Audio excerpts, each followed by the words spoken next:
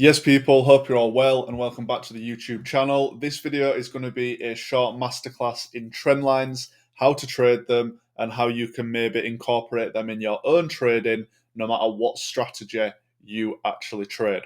So first of all, let's look at what Trendlines are. So Trendlines are drawn by connecting two or more lows in an uptrending market or the highs in a downtrending market, and we can just use these as an indicator just to see where price may bounce in the future. So using it alongside your confluences that you obviously do all the time, obviously you can work with them.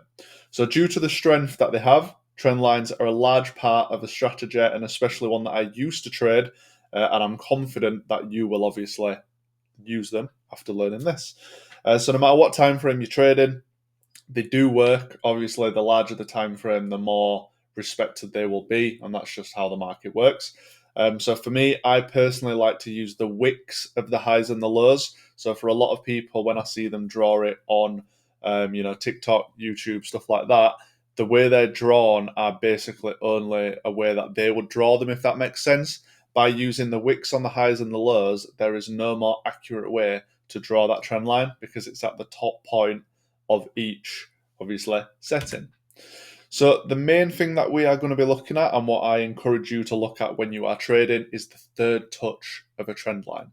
So by connecting the highs and lows, we're now just drawing a line into the future to see potentially where price may bounce, and this will allow you yourself to obviously see where the market may go into the future. So as mentioned, I try and stick to the clear highs and lows. So if price is clustered together and it's just messy, I'm not really about that. I want them nice, obvious highs, which I will go over in the short future. So cleaner the setup, the more chance you have of it working.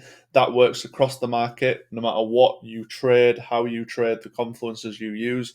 The cleaner a setup looks is most likely the best chance you are going to have of obviously getting a decent trade. So when you are looking at the market, maybe one or two nice trend lines are probably good. You don't really need to go into many more. So the reason that I stick to doing the third touch only, I used to trade, break retests and things like that. But the third touch, the more a trend line is touched, the weaker it becomes. So let's say price hits a trend line 4 times, there's a good chance that that fifth time it may well bounce through. So by looking at the third, you're not too early and you're not too late. It's the sweet spot around obviously trading a trend line. And historically with my data, this is obviously how it's worked. So let's go on to a couple of examples. This is one here. You can see that I've marked the first two lows to the left of the screen. And then what can you see when the third time it was hit? We had a reaction to the upside. So once you see two clear highs or lows made within the market, you can join them points by the wick.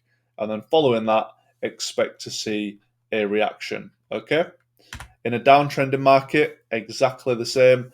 Two clear highs are made in the direction, whether it's up or down.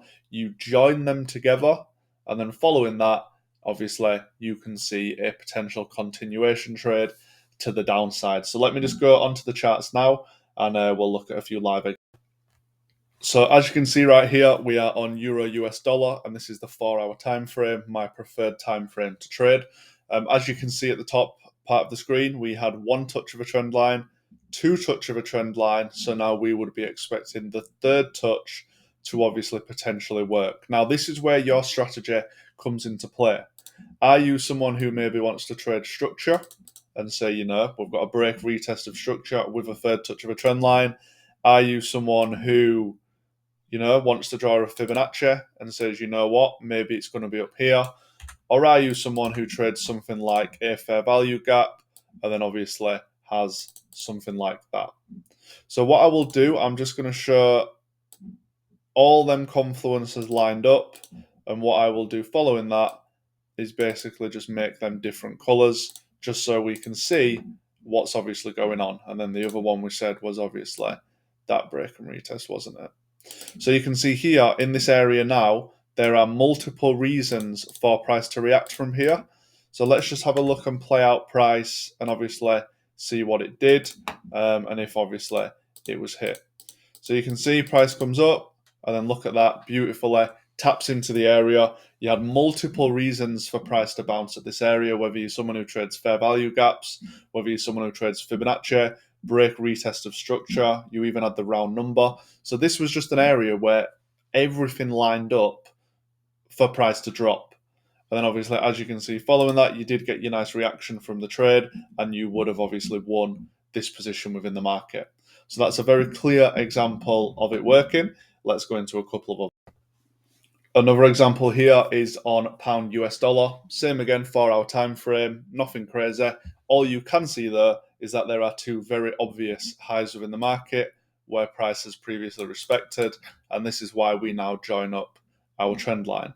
Couple of options now. Not every trade is maybe going to have the confluences that you use. Therefore, obviously, you're not going to have a trade at every third touch. But as you can see here, if we're looking at, maybe you trade Fibonacci, you're going to need the actual trade to be over there. If you trade something like wicks with market structure, you're going to need the trade to be something like over here. And then obviously, if you trade price action, which we'll wait for now, you may get a better entry. So you can see price has come up to the trend line at a point where, your two confluences that you maybe trade don't line up. You've also got a level up here, but this hasn't been hit. So this might be a situation where maybe the confluences that I have outlined in this market are not ones that you trade. Maybe for you, you're someone who goes into a lower time frame like the 15-minute, and then once the trend line is hit, maybe you're trading price action and obviously getting an entry to the downside. So if we look what happened, price actually did end up tagging into the area that I outlined with the resistance zone, which was here. And as you can see, price tapped into it and then pushed down. It doesn't have to be a perfect third touch.